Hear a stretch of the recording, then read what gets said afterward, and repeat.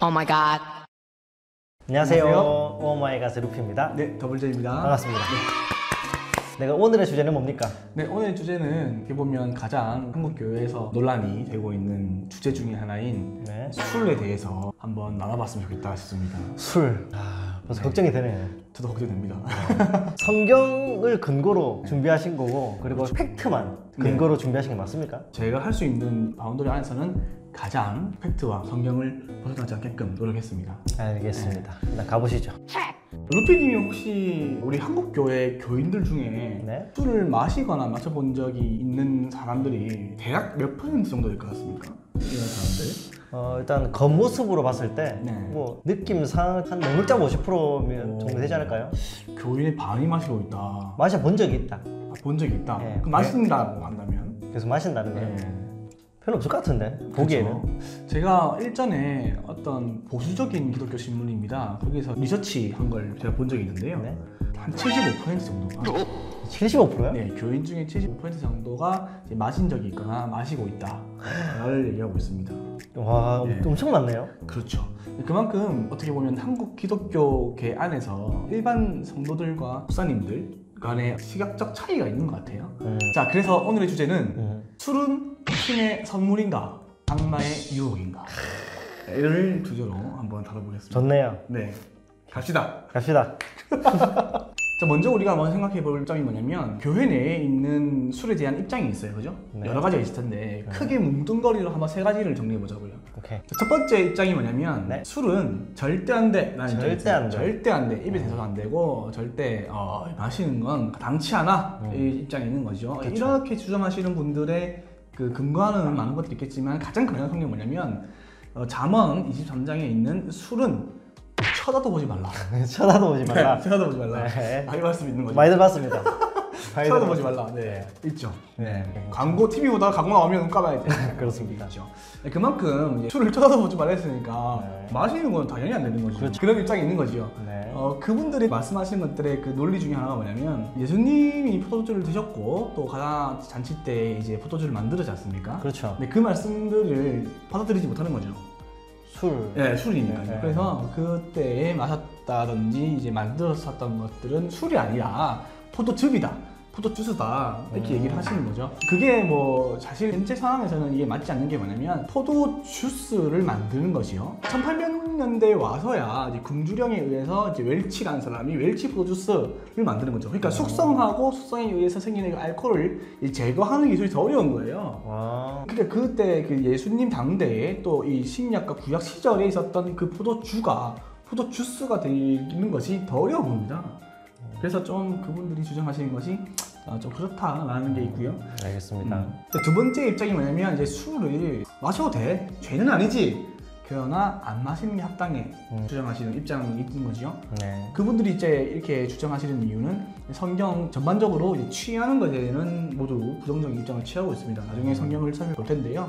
마시면 취할 가능성이 있는 거죠. 그렇죠. 위험이 있는 거죠. 그렇죠. 그래서 안 마시는 것이 지혜롭겠다라는 입장이 있는 거죠. 네. 이게 두 번째 입장이고요. 네. 마지막으로 세 번째 있는 입장이 그래, 술에 대한 폐해는 있지만 술은 하나님이 주신 어떻게 보면 선물일 수도 있는 거야. 그러니까 술을 하나님과 교제를 하면서 어느 정도 술을 마신다고 해서 그게 죄는 아니야. 술이 지나치게 되면 좀 뭐 나쁜 영향이 있지. 그렇다고 해서 술을 다 없애버리거나 그럴 수는 없는 거 아니냐 이런 거죠. 예를 들어 칼이 위험하다고 칼을 없앨 수 없는 것처럼. 그죠? 누군가 콜라에 중독됐다 해서 콜라를 전체 없애버릴 수 없는 거 아닙니까? 그렇죠. 뭐 그 논리로 술을 마시되 자제해야 한다. 이때 중요한 게 자신의 자제력이죠. 네, 그러니까 술에 대한 문화, 이 환경을 조성해야 한다라는 것이 있는 것이죠. 자, 이제 그러면 성경으로 한번 보자고요. 먼저 구약에서 부정과 긍정적인 술에 대한, 그리고 신약에서 부정과 긍정적인 이게 구분해서 보자고요. 긍정 있어요? 긍정이 좀 있죠, 예. 아, 그래요? 있는지 없는지 한번 보시다. 알겠습니다. 네, 알겠습니다. 자, 구약 성경에서 보면 가장 먼저 나오는 사건이 이제 아무래도 노아가 그렇죠. 술 취한 사건이죠. 그렇죠. 그렇죠.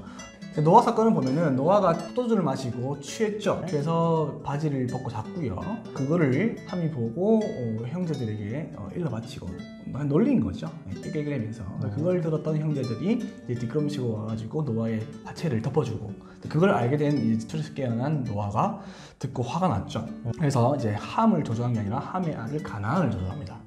이 사건이 있는 거죠. 이 사건이 이 내러티브가 있는 것인데, 이 사건을 들어서 이 노아 지가 잘못해놓고 조주는 괜히 가나안한테 노아가 죄를 지었다 이렇게 보는 입장인 거죠. 그렇죠. 네. 근데 사실 이 본문을 가지고 노아가 죄를 지었다라고 얘기할 수 있는 게 좀 어려운 이유가 뭐냐면, 당시에 이 성경 기자는 노아를 죄인이다 또는 노아가 잘못했다라는 어떤 가치 판단을 하고 있지 않습니다. 그냥 서술만 하고 있는 거예요. 노아가 잘못했다는 말을 일치하지 않고, 뿐더러 에스겔서에 보면요, 하나님이 에스겔한테 노아, 욥, 다니엘 이 세 명이 의인이라고 얘기해요. 그러니까 이 세 명은 자기 행실로 구원을 받는다 할지라도 라고 얘기해요. 그만큼 하나님이 이 노아를 의인이라고 인정했다는 거죠. 만약에 술 취해서 잠들었던 게 죄라면 그렇게 얘기하면 안 되는 거죠. 또 유대인들 전통이 구약 3대 의인으로서 노아, 욥, 다니엘을 얘기하고 있습니다. 네. 성경 기자는 이 노아가 술 취해서 잠들었다는 것에 대해서 아무런 시비를 걸지 않아요. 이제 지나서 우리 시각에서 그냥 그렇게 보는 건데, 그렇기 때문에 이 본문을 가지고 술이 뭐 맞다 틀렸다 가치 판단을 할 수 있는 근거 잡기는 좀 어렵겠다 라는 것이 있는 것이죠. 네. 그리고 등장하는 말씀이 이제 잠언 20장에 보면은 이제 포도주는 거만하게 하는 것이요 독주는 떠들게 하는 것이다. 포도주를 즐기는 사람은 뭐 지혜가 없다. 뭐 이렇게 하는 거죠. 한마디로 포도주에 대해서 아주 부정적으로 얘기하고 있는 것이고, 또 잠언 23장에 아까 언급했던 그 말씀, 강력한 말씀인 포도주를 잊어버리지 말지어다 라는 말씀이 있는 것이죠. 이게 지금 가장 구약 성경에 있는 부정적인 말씀 중에 하나인 거고요. 그 다음에 또 볼만한 게 뭐냐면, 레위기 10장에 보면 제사장들에게는 포도주와 독주가 금지됩니다. 하나님이 아론에게 너와 네 자손들은 회막에 들어갈 때 포도주와 독주를 마시지 말라 이렇게 얘기합니다. 어떨 때? 회막에 들어갈 때. 네. 그 다음에 민수기 6장과 이제 사사기 13장에 보면 나실인 규정이 나오는데, 거기 보면 나실인 어떤 서약 기간 동안에는 포도주와 독주를 마시지 말라 라는 말씀이 있습니다. 서약 기간 동안. 서약 기간 동안. 그리고 잠언 31장에 보면 또 왕에 대한 말씀이 나오는데, 공의와 정의로 가난한 백성들을 심판하고 재판해야 할 왕에게는 술이 마땅치 않다. 술을 또 절주해라. 뭐 이런 말씀이 있는 거죠. 또 하나님이 출애굽 백성들에게 광야 40년 동안은 술을 마시지 말라 이렇게 얘기한 본문이 또 있습니다. 그 마시지 말라는 이유는 하나님이 동행하는 것을 알게 하기 위함이다. 뭐 이렇게 얘기가 나와 있는 것이죠. 그러니까 우리가 보면 이게 격언으로서 술에 대한 부정적인 말씀도 있지만 어떤 직무와 관련된 제재가 있구나. 이런 것을 우리가 알 수가 있는 거죠. 자, 이제 긍정적인 내용들을 보면요. 먼저 등장하시는 인물이 아브라함이죠. 이제 아브라함이 롯을 위해서 전쟁을 치르고 들어오지 않습니까? 그렇죠. 그때 이 아브라함을 맞이해 주는 사람이 멜기세덱입니다. 멜기세덱이 무엇으로 맞이합니까? 떡과 포도주로. 그래요? 예, 맞이를 합니다. 그러니까 그만큼 그 당대에는 이 포도주와 떡은 반드시 필요한 필수. 떡이라기보다 빵이겠죠, 그죠? 네. 어쨌든 간에 이 포도주로 아브라함을 맞이했다라는 것이고요. 또 이삭이 야곱에게 축복하는 장면이 있지 않습니까? 그렇죠. 그 장면을 보면 축복을 하면서 이 축복에 들어간 요소 중에 하나가 포도주입니다. 하나님이 포도주를 주실 것이며 뭐 이렇게 얘기하고 있는 것이죠. 그것도 넉넉하게 이렇게 얘기하고 있고요. 또 민수기 15장 또 28장에 보면은 이제 하나님께 부어드리는 전제에 포도주가 쓰입니다. 그러니까 하나님께 제사를 드릴 때 포도주를 부어드리게 되는 거죠. 지금 같으면 상상이 안 되죠. 그렇죠. 예배 시간 때 우리가 술을 따라서 그렇게 그만큼 포도주가 하나님께 제사에 쓰였다는 것을 알 수 있고, 또 신명기 24장에 보면 하나님이 11조를 너희가 드리고 나서 그 11조로 먹고 마시고 즐거워해라. 너희가 11조를 드리고 즐거워할 때 포도주로 그 즐거움을 더해라 이렇게 얘기합니다. 마셔라 이렇게 얘기해요.